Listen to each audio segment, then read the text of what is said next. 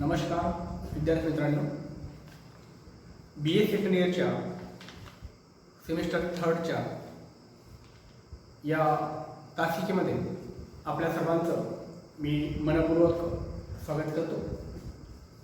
विद्यार्थी मित्रांनो, आपण निवडक राजकीय सुविधांचा अभ्यास करत असताना दुसरा युनिट अभ्यासतो आहे आणि या दुसऱ्या युनिटमध्ये आपण आज शेवटचा टॉपिक समजून घेणार आहोत. ज्या टॉपिकचं नाव आहे ब्रिटनमधील विरोधी पक्षाची भूमिका. ब्रिटनमधील विरोधी पक्षाची भूमिका व छाया मंत्रिमंडळ, अर्थात इंग्लिशमध्ये याला role of opposition and shadow cabinet, छाया मंत्रिमंडळ असं म्हटलं जातं. आपण लोकशाही शासन पद्धतीचा जेव्हा विचार करतो तेव्हा राजकीय पक्षांना गृहीत धरावं लागतं, कारण लोकशाहीतील निवडणुका ही लोकशाही शासन पद्धतीचं अभिन्न अशा प्रकारचं वैशिष्ट्य आहे. लोकशाही शासन पद्धती आहे आणि निवडणुका नाहीत असं कधी होत नाही. आणि जेव्हा निवडणुका होतात त्यावेळेस मतदारांसमोर जे एकापेक्षा अधिक ऑप्शन, पर्याय उभे असतात, तयार असतात, त्यावेळेस त्या पर्यायापैकी नेमक्या कोणत्या उमेदवाराला आपण मतदान करावं या संबंधी आपल्याला निर्णय घेणं, मतदारांना निर्णय घेणं सोपं जावं यासाठी लोकशाही शासन पद्धतीमध्ये योगायोगाने राजकीय पक्ष पद्धतीचा वेगवेगळ्या विचारसरणीच्या आधारावर उदय झाला. ज्याप्रमाणे जगात सर्वात प्रथम लोकशाही शासन पद्धती ही व्यापक स्तरावर ब्रिटनमध्ये निर्माण झाली. निरंकुश राजसत्तेतून संसदेच्या सत्ता प्रस्थापित झाल्या आणि संसद म्हणजे जनतेद्वारे निर्वाचित सदस्य, अर्थात जनप्रतिनिधी, की जे एका विशिष्ट कार्यकाळासाठी जनतेद्वारे निर्वाचित असतात. तो कार्यकाळ संपला की पुन्हा संबंधित लोकप्रतिनिधींना जनतेचा नव्याने कौल घेण्यासाठी निवडणुकीला सामोरं जावं लागतं. ब्रिटनमध्ये या लोकशाही शासन पद्धतीच्या पाठोपाठ कॉमन्स सभागृहाच्या माध्यमातून सार्वत्रिक निवडणुकांना जगात सर्वात पहिल्यांदा प्रारंभ झाला. परंतु ज्या पद्धतीने लोकशाही शासन पद्धती ब्रिटनमध्ये निरंकुश राजेशाहीतून योगायोगाने निर्माण झाली, अनेक आदर्श अशा प्रकारचा शासन प्रकार ब्रिटनने लोकशाहीच्या स्वरूपात जगाला दिला, त्याच पद्धतीने राजकीय पक्ष पद्धतीचा उगम सुद्धा ब्रिटनमध्ये योगायोगानेच झाला. त्यापूर्वी जगाच्या पाठीवर कोणत्याही देशामध्ये अशा प्रकारचे राजकीय पक्ष, त्या राजकीय पक्षांची विचारधारा, निवडणुका यापैकी कोणतीही प्रक्रिया अस्तित्वात नव्हती. मग ब्रिटनमध्ये जगात सर्वात अगोदर ही जी राजकीय पक्ष पद्धती अस्तित्वात आली तर ती नेमकी कशी आली याची पार्श्वभूमी आपल्याला समजून घेणं अत्यंत गरजेचं आहे. तेव्हाच पुढे आपण सत्ताधारी पक्ष म्हणजे काय आणि विरोधी पक्ष म्हणजे नेमकं काय, सत्ताधारी पक्षाची भूमिका आणि विरोधी पक्षाची भूमिका हे आपल्याला समजून घेणं सोपं आहे. मित्रांनो, ब्रिटनमध्ये निरंकुश राजेशाहीतून लोकशाही शासन पद्धती विकसित झाली. निरंकुश राजेशाही म्हणजे राजाच्या अनियंत्रित सत्ता एका बाजूला आणि दुसऱ्या बाजूला जनतेद्वारे निर्वाचित पार्लमेंट, अर्थात हाऊस ऑफ कॉमन्स, की ज्या कॉमन्स सभागृहात बहुमत प्राप्त करणाऱ्या गटाला म्हणजेच राजकीय पक्षाला बहुमताच्या आधारे ठराविक काळासाठी सरकार स्थापन करण्याची संधी घटनेनुसार मिळते. परंतु ज्यावेळेस कोणत्याही प्रकारचं राजकीय असेल किंवा सामाजिक परिवर्तन असेल, तर असं राजकीय, सामाजिक किंवा आर्थिक परिवर्तन जेव्हा समाजामध्ये होतं तेव्हा ते इतक्या सहज होत नाही. म्हणजे एक गोष्ट की जी काळाच्या ओघात पाठीमागे पाडण्याचा प्रयत्न केला जातो आणि दुसरी नवी गोष्ट पुढे येण्याचा प्रयत्न करते, त्यावेळेस आपलं अस्तित्व टिकवण्यासाठी अगोदरची जी संस्था आहे ती सातत्याने प्रयत्न करत असते. आपल्या कुटुंबामध्ये वडिलांकडे घराचा कारभार असतो, वडील वयस्कर झालेले असतात, मुलगाही वयाने मोठा होतो, त्यालाही घराचा कारभार करावासा वाटतो आणि मग मुलगा जेव्हा घराचा कारभार आपल्या हाती घेण्याचा प्रयत्न करतो त्यावेळेस बऱ्याच ठिकाणी, बऱ्याच कुटुंबात आपल्याला अशी भावना दिसते की वडिलांनाच वाटतं की आता आपलं महत्व कुटुंबातलं कमी होतं की काय, म्हणून आपली जाणारी कुटुंबातली सत्ता आपल्याजवळ ठेवण्याचा प्रयत्न करत असताना मुलगा आणि वडील यांच्यामध्ये कौटुंबिक सत्तेचा, कौटुंबिक कारभाराचा एक संघर्ष आपल्याला पाहायला मिळतो. म्हणजे जुन्यांना आपली सत्ता सोडवत नाही आणि नव्यांना सत्ता आपल्या हाती घेण्याचा हव्यास असतो. तसंच ब्रिटनमध्ये झालं. निरंकुश राजेशाही, अनियंत्रित राजेशाही मधून संसदीय शासन पद्धती ब्रिटनमध्ये, म्हणजे संसदेच्या सत्ता, पार्लमेंट्स पॉवर ब्रिटनमध्ये वाढायला लागल्या. म्हणजेच पर्यायाने लोकशाही अधिक परिपक्व व्हायला लागली आणि निरंकुश राजेशाही संपुष्टात येण्याच्या मार्गावर होती. त्यावेळेस निरंकुश राजेशाहीमध्ये समाजातील ज्या गटांचे इथे संबंध गुंतलेले होते त्या गटांना असं वाटायचं की जर पार्लमेंटच्या सत्तांचा प्रभाव वाढला तर आपल्या राजकीय, सामाजिक आणि आर्थिक हितसंबंधांना हानी पोहोचेल. आणि मग त्यांना असं वाटायचं की ही निरंकुश व अनियंत्रित राजेशाही चांगली, लोकशाही नको. म्हणून त्यांनी राजाच्या, म्हणजे समाजातल्या एका गटाने राजाच्या निरंकुश सत्तांचं समर्थन करण्याचा प्रयत्न केला आणि त्यासाठी त्यांनी एक चळवळ उभी केली. त्यांचा एक गट सक्रिय झाला. तर दुसऱ्या बाजूला समाजातील ज्या गटाला असं वाटत होतं की निरंकुश राजेशाहीपेक्षा जनतेचं प्रतिनिधित्व करणारी, लोकशाहीवर आधारित असलेली जी पार्लमेंट आहे ती अधिक सशक्त बनली पाहिजे आणि निरंकुश राजेशाही संपुष्टात आली पाहिजे, म्हणून त्यांनी पार्लमेंटच्या सत्तांचं समर्थन करण्याचा प्रयत्न केला. अर्थात ब्रिटनच्या राजकीय समाजामध्ये दोन गट निर्माण झाले. एक राजाच्या सत्तेचा समर्थक आणि दुसरा संसदेच्या सत्तांचा समर्थक. जो गट राजाच्या सत्तांचं समर्थन करत होता त्या गटाला ब्रिटनच्या राजकारणात कॅव्हेलियर्स म्हणून ओळखल्या जाऊ लागले. तर जो गट ब्रिटिश संसदेच्या सत्तांचं समर्थन करणारा होता त्या गटाला राऊंड हेड्स असं संबोधलं जाऊ लागलं. राऊंड हेडचा अर्थ असा होतो की काहीही झालं, अगदी आमचं मुंडकं जरी उडवलं गेलं तरी सुद्धा आम्ही ब्रिटिश पार्लमेंटच्या सत्तांचं समर्थन करणार, लोकशाही शासन पद्धतीचं समर्थन करणार. याचा अर्थ साधा आणि सरळ असा की ब्रिटनमध्ये राजाच्या सत्तांचं समर्थन करणारा एक समूह तयार झाला, तर दुसरा समूह हा संसदेच्या सत्तांचं समर्थन करणारा तयार झाला. ज्या एका गटाला कॅव्हेलियर्स म्हटलं जात होतं तर संसदेच्या सत्तांच्या समर्थक गटाला राऊंड हेड्स म्हटलं जाऊ लागलं. पुढे काळाच्या ओघामध्ये, कारण ब्रिटनची जी संसदीय लोकशाही आहे ती एका किंवा काही वर्षाच्या विकासाचा परिणाम नाही, तर तो हजारो वर्षाच्या विकासाचा परिणाम. म्हणून हा संघर्ष काही एखाद 2 वर्षासाठी नव्हता, तर हा सातत्याने चालू होता. म्हणून ज्यांना कॅव्हेलियर्स समजलं जात होतं आणि ज्यांना राऊंड हेड्स समजलं जात होतं, या दोन्ही गटांना पुढे पुन्हा त्यांच्या नावामध्ये बदल झाला. एक गट संबोधला जाऊ लागला व्हिग आणि दुसरा संबोधला जाऊ लागला टोरी. या व्हिग आणि टोरी गटांचं भविष्यात पुन्हा नामकरण झालं आणि त्यातून 2 पॉलिटिकल पार्टी निर्माण झाल्या.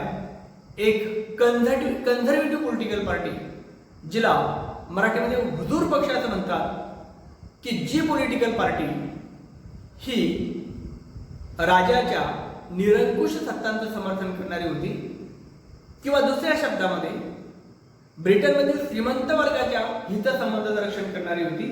व्यापारी असतील, जमीनदार असतील, राजवंशातील व्यक्ती असतील, यांच्या हितसंबंधाचं समर्थन करणारा गट, राजकीय पक्ष म्हणजे कन्झर्वेटिव्ह पार्टी म्हणजे मजूर पक्ष, ही एक पॉलिटिकल पार्टी.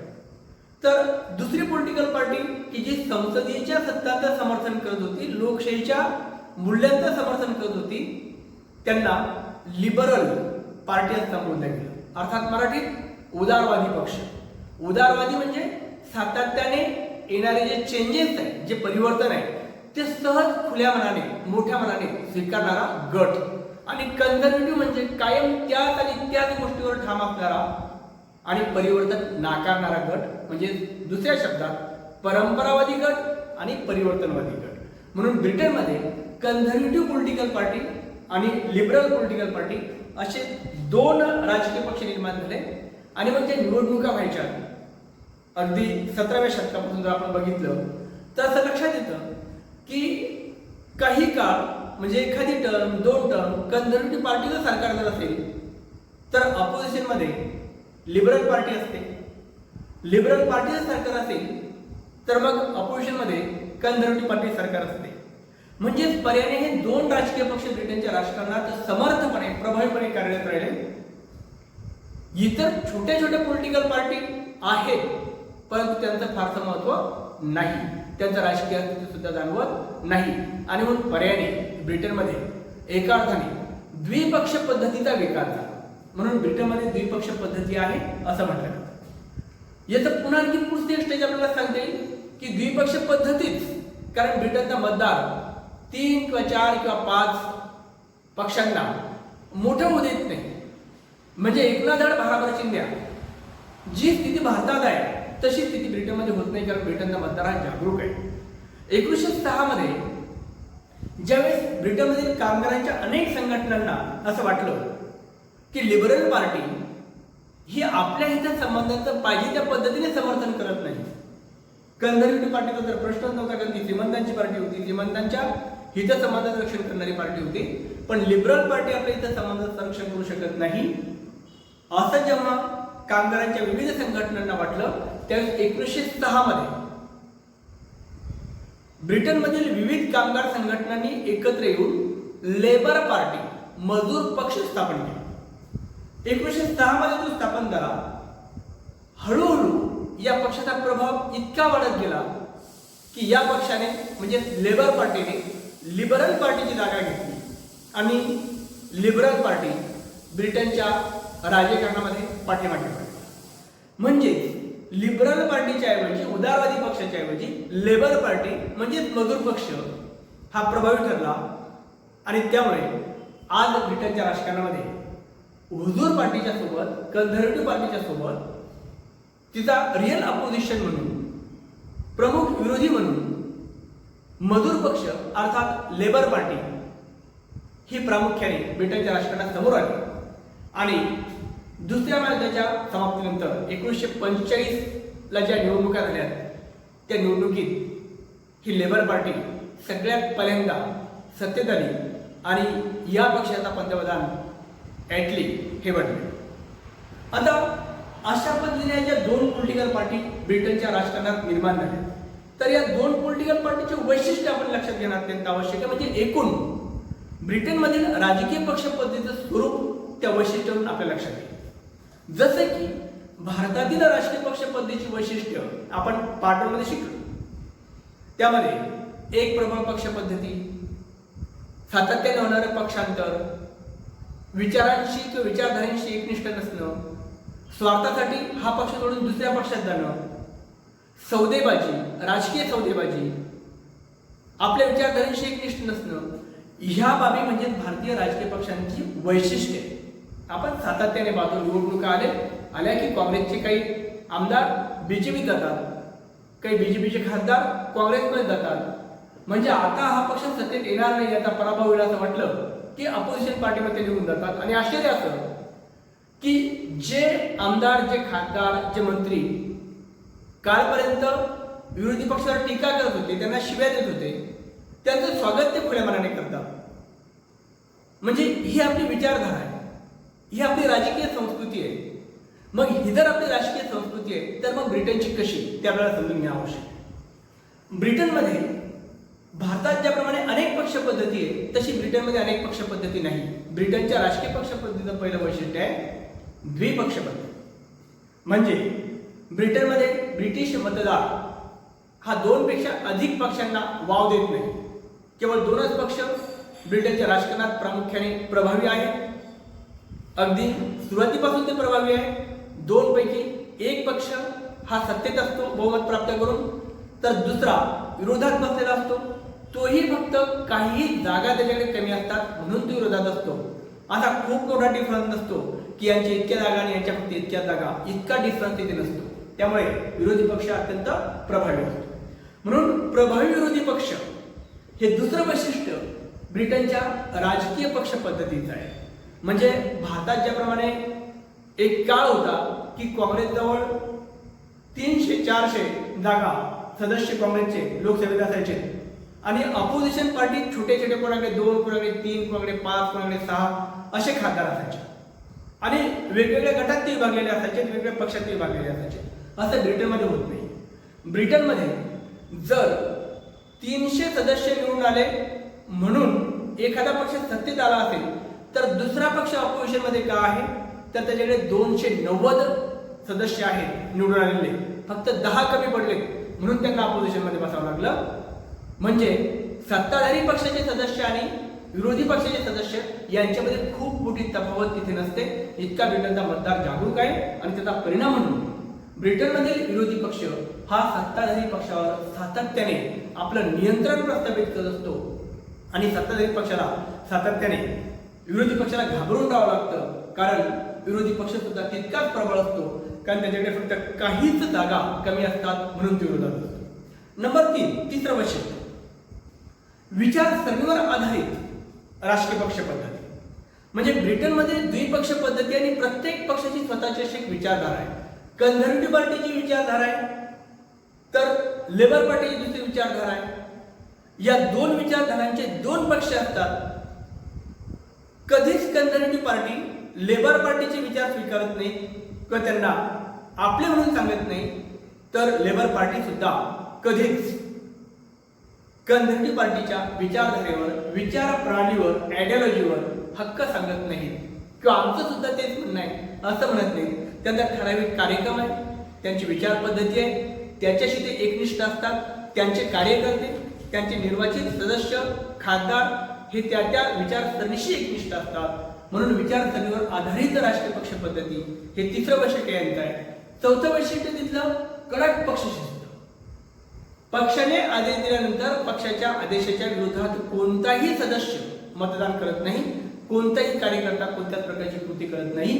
जर असं झालं तर पक्षशिस्त भंग करणाऱ्या कितीही मोठ्या असलेल्या खासदाराला, कितीही मोठ्या असलेल्या मंत्र्याला, किती प्रभावी असणाऱ्या नेत्याला, किती प्रभावी असणाऱ्या कार्यकर्त्याला बाहेरचा रस्ता दाखवला जातो. त्याच्यावर पक्षशिस्त भंगाची कारवाई केली जाते. आणि विशेष म्हणजे जर पक्षशिस्तीचा भंग केला म्हणून एखाद्या पक्षाने एखाद्या नेत्याला, एखाद्या व्यक्तीला, एखाद्या मंत्र्याला आपल्या पक्षातून हाकलून दिलं तर विरोधी पक्ष सुद्धा त्याला स्वीकारत नाही.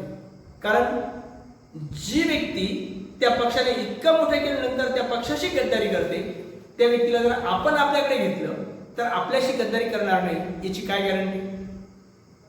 जी व्यक्ती आपल्या पक्षाच्या विचारधारेशी एकनिष्ठ नाही ती व्यक्ती आपल्या पक्षातून आपल्या पक्षाच्या विचारधारेशी कशी एकनिष्ठ राहील हा दुसरा प्रश्न तयार होतो.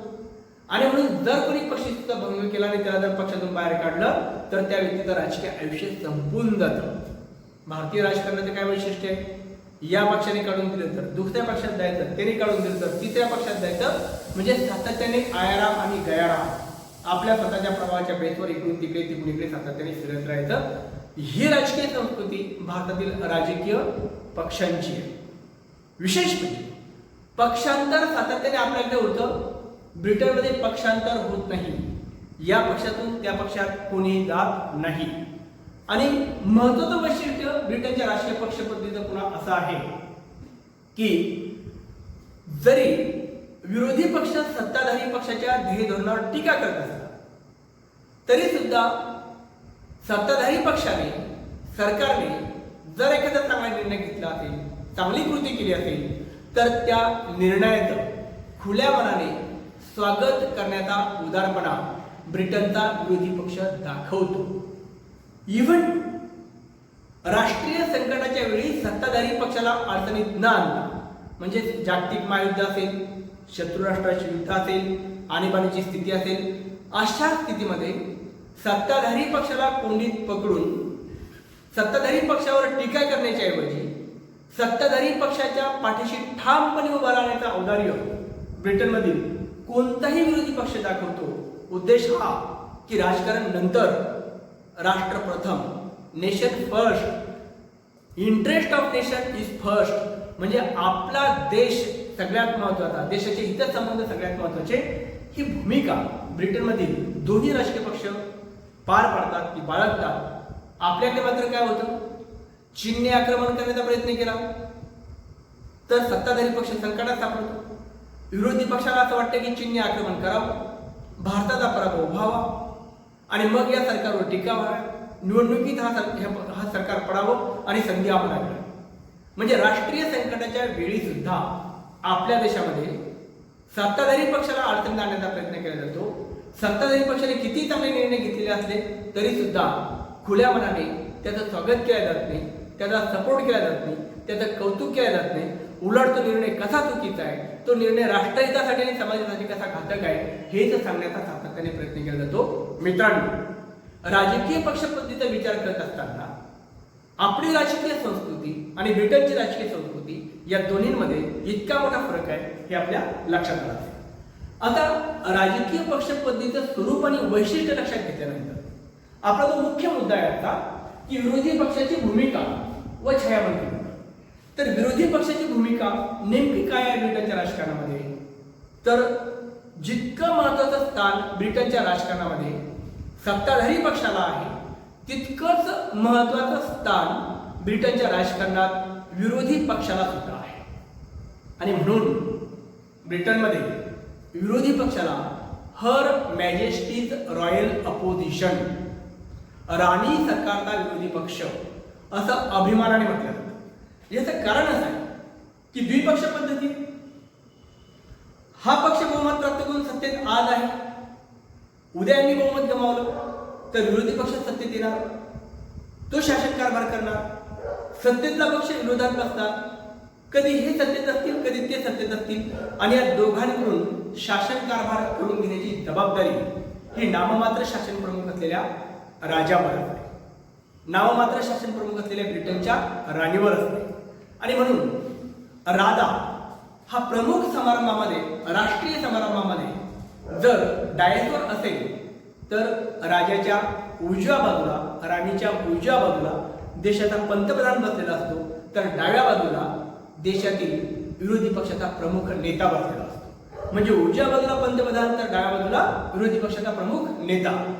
कारण राजाच्या ठाई, राणीच्या ठाई दोन्ही पक्षाचे नेते त्यांच्यासाठी महत्वाचे आहेत. ज्याप्रमाणे एखाद्या वडिलाला 2 मुलं असतील तर हा चांगला आणि तो वाईट असं म्हणण्याच्या ऐवजी त्या वडिलांना, त्या आईवडिलांना दोन्ही मुलं हवी असतात, दोघांवर त्यांचं सारखं प्रेम असतं, दोघांनी प्रगती करावं असं त्यांना वाटतं. त्याचप्रमाणे ब्रिटनमध्ये वडिलकीची भूमिका, कुटुंब प्रमुखाची भूमिका घटनात्मक स्वरूपात पार पाडणारा जो राजा आहे किंवा राणी आहे, त्यांच्यासाठी दोन्ही पक्षाचे जे नेते आहेत ते सारखे असतात. म्हणून सत्ताधारी पंतप्रधान म्हणून ब्रिटिश पंतप्रधानाला उजव्या बाजूने, तर कदाचित उद्याचा पंतप्रधान म्हणून विरोधी पक्षाच्या नेत्याला डाव्या बाजूने राणीने बसवलेलं असतं. आणि त्याचबरोबर ज्या अधिकार, ज्या सुखद शासकीय सुविधा ह्या पंतप्रधानाला असतात, त्या सगळ्या शासकीय सोयी आणि सुविधा ह्या विरोधी पक्षाच्या नेत्याला सुद्धा ब्रिटनमध्ये दिल्या जातात. कारण ब्रिटनच्या विरोधी पक्षाच्या नेत्याला भविष्यातील पंतप्रधान समजलं जातं. तो पडद्यापाठीमागचा पंतप्रधान त्याला समजलं जातं. कोणत्याही कारणाने जर सत्तेत असलेला पंतप्रधान अपयशी ठरला, त्याने राजीनामा दिला, त्यांनी सरकार चालवलं नाही, तर तात्काळ त्याला पर्याय म्हणून विरोधी पक्षाचा नेता हा पंतप्रधान म्हणून जबाबदारी हाती घेऊ शकतो, म्हणून त्याला पडद्यामागचा पंतप्रधान असं म्हटलेलं आहे. आणि म्हणूनच सत्ताधारी पक्षाप्रमाणेच किंवा पंतप्रधानाप्रमाणे विरोधी पक्षाला सुद्धा तितकंच महत्वाचं स्थान ब्रिटनच्या राजकारणात प्राप्त झालेलं आहे. आणि म्हणूनच राणी सरकारचा विरोधी पक्ष असा अत्यंत गौरवाने विरोधी पक्षाला ब्रिटनच्या राजकारणात संबोधलं जातं. हर मॅजेस्टीज रॉयल अपोजिशन अशी उपमा, अशा प्रकारची मोठी एक उदार अशा प्रकारची भूमिका त्याच्या बाबतीमध्ये पार पाडली जाते. हा जो ब्रिटनमधील राणी सरकारचा विरोधी पक्ष आहे, हा नेमकी कोणती भूमिका ब्रिटनच्या राजकारणामध्ये पार पाडतो ते आपण लक्षात घेणं अत्यंत आवश्यक आहे. दुसऱ्या शब्दात ब्रिटनमधील विरोधी पक्षाची कार्य कोणती आहे, त्यांचे अधिकार कोणते आहेत ते आपल्याला समजून घ्यायचं आहे. आणि म्हणून राणी सरकारचा विरोधी पक्ष म्हणून हा विरोधी पक्ष नेमकं काय करतो, तर शासनावर सातत्याने विधायक टीका करण्याचं काम करत असतो. विधायक टीका करण्याचं म्हणतोय मी, फक्त टीका करण्याचं नाही, फक्त टीकेसाठी टीका नाही, विधायक टीका. जर चुकलं तर योग्य आणि पद्धतशीर मार्गाने टीका करून सत्ताधारी पक्षाच्या शासनकारभारातील, सत्ताधारी पक्षाच्या निर्णय प्रक्रियेतील दोष हे जनतेसमोर सातत्याने मांडण्याचं काम हा विरोधी पक्ष करत असतो. आणि पर्यायाने संबंधित विरोधी पक्ष हा सत्ताधारी पक्षावर सातत्याने नियंत्रण ठेवतो. दुसरा कार्य करतो तो धोरणांचे परीक्षण. म्हणजे सत्ताधारी पक्षाने, मंत्रिमंडळाने, शासनाने जे काही निर्णय घेतले असतील, जे काही धोरणं ठरवले असतील, ते धोरणं, ते निर्णय शासनाला, मंत्र्यांना सभागृहात जाहीर करावे लागतात. त्यांनी निश्चित केलेल्या धोरणांचं परीक्षण, मूल्यमापन करण्याचं काम हे विरोधी पक्ष करतो. जर त्या धोरणात काही उणिवा असतील, काही चुका असतील, तर त्या सत्ताधारी पक्षाने बदलाव्यात, त्या दुरुस्ती करावी अशी मागणी विरोधी पक्ष करतो.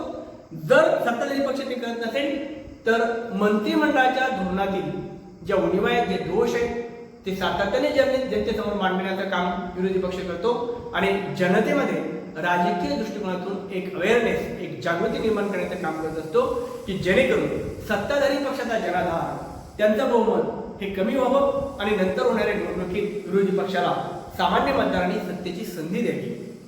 म्हणजेच विरोधी पक्ष किती कार्यक्षम आहे हे सातत्याने शो करण्याचा प्रयत्न हा विरोधी पक्ष करत असतो.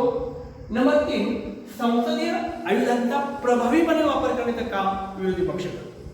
म्हणजे सभागृहाच्या, संसदेच्या अधिवेशन काळात ब्रिटनमध्ये संसदीय लोकशाही शासन पद्धती आहे. म्हणजे संसदेतून मंत्रिमंडळ तयार होतं, संसदेत बहुमत प्राप्त करणाऱ्या पक्षाचं मंत्रिमंडळ तयार होतं. आणि ज्यावेळेस संसदेचं अधिवेशन असतं, त्या अधिवेशन काळामध्ये विरोधी पक्षाचे सदस्य मंत्र्यांना शासन कारभाराच्या बाबतीत सभागृहात प्रश्न विचारतात, उपप्रश्न विचारतात, त्याच्यावर टीका करतात, प्रश्नाची उत्तरं त्यांना मागतात. वेळप्रसंगी एखाद्या विषयावर चांगल्या प्रकारची अधिक सखोल चर्चा करण्याच्या दृष्टीकोनातून सभागृहात स्थगन प्रस्ताव मांडला जातो, लक्षवेधी सूचना मांडल्या जाते. अत्यंत लज्जास्पद निर्णय असेल तर निंदाविषयक ठराव सभागृहात मांडला जातो. आणि अत्यंत निष्काळजी आणि अकार्यक्षम सरकार असेल तर या सरकारला सत्तेत राहण्याचा अजिबात अधिकार नाही असं म्हणून विरोधी पक्ष त्या सत्ताधारी पक्षावर अविश्वास ठराव, अर्थात नो कॉन्फिडन्स मोशन सुद्धा मांडत असतो. की ज्या नो कॉन्फिडन्स मोशनमुळे, ज्या अविश्वास ठरावाद्वारे संबंधित सरकारने नेमक्या कोणकोणत्या चुका आणि कशा पद्धतीने केलेल्या आहेत याच्यावर वैचारिक उहापोह होतो. सविस्तर अभ्यासपूर्ण भाषणं त्या ठिकाणी केली जातात. पर्यायाने तिथे सत्ताधारी पक्षाची, मंत्रिमंडळाची प्रचंड बदनामी होते आणि विरोधी पक्ष हा किती कार्यक्षम आहे हे जनतेला पटवून देण्याचा प्रयत्न करत असतो. पर्यायाने नंतर होणाऱ्या निवडणुकीमध्ये त्याचा लाभ हा विरोधी पक्षाला निश्चितपणे प्राप्त होतो. त्याचप्रमाणे जनमत जागृत सतत करण्याचं काम विरोधी पक्ष करतो. विरोधी पक्षाला हे माहिती आहे की सत्ताधारी पक्षाकडे बहुमत आहे, सत्ताधारी पक्ष सत्तेतून बाहेर येऊ शकत नाही, त्याला सत्तेतून घालवणं कठीण आहे. पण हे 5 वर्षापर्यंत ज्याप्रमाणे शेतकरी शेतामध्ये मेहनत करतो, नांगरतो, वखरतो, विविध कामं करतो, शेतामध्ये त्याची मेहनत करतो, मशागत करतो आणि पाऊस आला की पेरणी करतो, त्याच पद्धतीने विरोधी पक्ष आपली 5 वर्ष जरी सत्ताधारी पक्ष सत्तेत असला तरी विरोधी पक्ष सातत्याने पब्लिकमध्ये जातो, मतदारांशी, सामान्य माणसाशी संपर्क कायम ठेवतो, त्यांचे प्रश्न, त्यांच्या समस्या सातत्याने उचलतो, सत्ताधारी पक्षावर टीका करतो, त्यांच्या धोरणाचं परीक्षण करतो आणि आपल्या राजकीय रूपी शेतीमध्ये सातत्याने मेहनत करून सामान्य मतदारांचा सपोर्ट मिळवण्याचा प्रयत्न करतो आणि जेव्हा निवडणुका येतात तेव्हा भरघोस मतांचं पीक तो खेचतो आणि सत्तेत येतो. म्हणून जनमत जागृती करण्याचं काम विरोधी पक्ष सातत्याने करतो की ज्यामुळे मंत्रिमंडळाची हुकुमशाही निर्माण होत नाही. म्हणजे विरोधी पक्ष एका अर्थाने जर सत्ताधारी पक्ष हा लोकशाहीचा गळा घोटण्याचा प्रयत्न करत असेल, हुकुमशहासारखं वागण्याचा प्रयत्न करत असेल बहुमताच्या जोरावर, तर अशा स्थितीत लोकशाहीची मूल्य, लोकशाहीची तत्व जिवंत ठेवण्याच्या दृष्टिकोनातून लोकशाहीचा पहारेकरी म्हणून, लोकशाहीचा पहारेदार म्हणून, गार्डियन ऑफ द डेमोक्रेसी म्हणून विरोधी पक्ष सातत्याने कार्य करत असतो आणि लोकशाही जिवंत ठेवण्याचं काम करत असतो. याशिवाय 6वा कार्य आहे राणी सरकारच्या विरोधी पक्षाचं, अर्थात ब्रिटनमधील विरोधी पक्षाचं, ते म्हणजे सामान्य जनतेच्या अधिकार आणि स्वातंत्र्याचं रक्षण करणे.